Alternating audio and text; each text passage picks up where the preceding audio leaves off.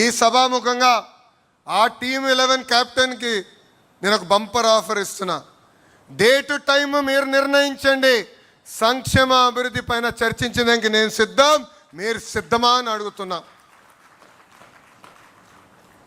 అభివృద్ధి సంక్షేమం హడావిడిలో పడిపోయి గత పాలకులు చేసిన విషయాలు మనం మర్చిపోతున్నాం. మనందరం చూసాం బలహీన వర్గాలపైన వాళ్ళు ఎట్లా దాడి చేశారు. ఎంతోమంది బీసీ, ఎస్సీ, ఎస్టీ, మైనార్టీ సోదరుల్ని వాళ్ళు చంపేశారు. వాళ్ళ అక్కని వేధించని అడిగినందుకు అమర్నాథ్ గౌడ్ని ఏకంగా కిరోసిన్ పోసి ఆనాడు చంపేశారు. ఇది మనందరం గుర్తుపెట్టుకోవాల్సిన అవసరం ఉంది. ఇంతేకాదు, ఒక దళిత డాక్టర్ ఫేస్ మాస్క్ అడిగినందుకు సుధాకర్ గారిని చంపేశాడు. వాళ్ళ పార్టీకి చెందిన ఎమ్మెల్సీ ఏకంగా వాళ్ళ దళిత డ్రైవర్ సుబ్రహ్మణ్యం చంపేసి శవాన్ని కూడా డోర్ డెలివరీ చేశారు. నంద్యాలలో అబ్దుల్ సలాం మొత్తం కుటుంబం కలిసికట్టుగా వైకాపా నాయకులు వేధింపులు మేము భరించలేమని కుటుంబం మొత్తం ఆత్మహత్య చేసుకుంది. వైకాపా నాయకుడు కూతురు కన్నా వాళ్ళ కూతురికి ఎక్కువ మార్కులు వస్తుందని మిస్బా తల్లిదండ్రుల్ని వేధించారు. అది తట్టుకోలేక బుక్లో రాసి మరీ ఆ రోజు ఆత్మహత్య చేసుకుంది మిస్బా. ఇవన్నీ మనం గుర్తుపెట్టుకోవాలి. ప్రజల్లోకి తీసుకెళ్లాల్సిన బాధ్యత నాయకులు, కార్యకర్తల పైన ఉంది. ఈ మధ్యన గొడ్డలి పార్టీ అంటే సైకోకి కోపం వచ్చింది.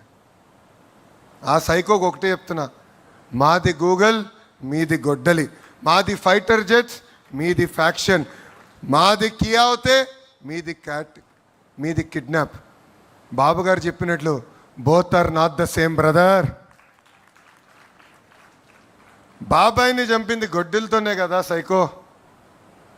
సొంత తల్లిని చెల్లిని మెడబట్టి బయటికి గెంటేసింది మీరు కాదా? ఇవన్నీ మర్చిపోయారు అనుకుంటున్నారా ప్రజలు? మా నాయకుల్ని మీరు ఎట్లా చంపారో మేము మర్చిపోయామా అనుకుంటున్నారా? అందుకే మీ పార్టీని గొడ్డలి పార్టీ అని ఈరోజు మేము పిలుస్తాం జరిగింది.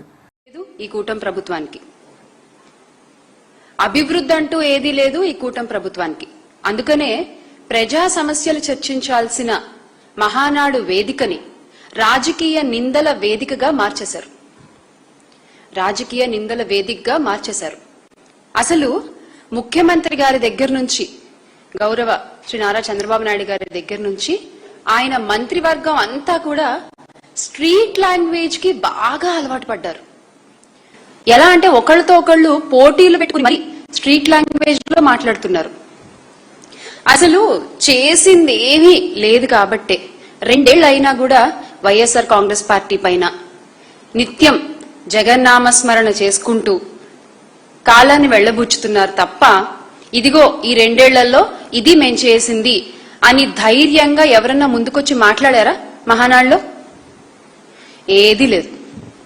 ఇక 164 సీట్లు గెలిచిన తర్వాత కూడా ఈ రోజుకి కూడా మీరు జగన్ గారి పేరు లేకుండా ఒక్క ప్రసంగం కూడా చేయలేకపోతున్నారంటే మీకు జగన్మోహన్ రెడ్డి గారి సుపరిపాలనపై ఎంత భయం ఉంది, జగన్మోహన్ రెడ్డి గారంటే ఎంత వణుకుంది అనేది అర్థమవుతోంది. చాలా చాలా క్లియర్ గా అర్థమవుతోంది.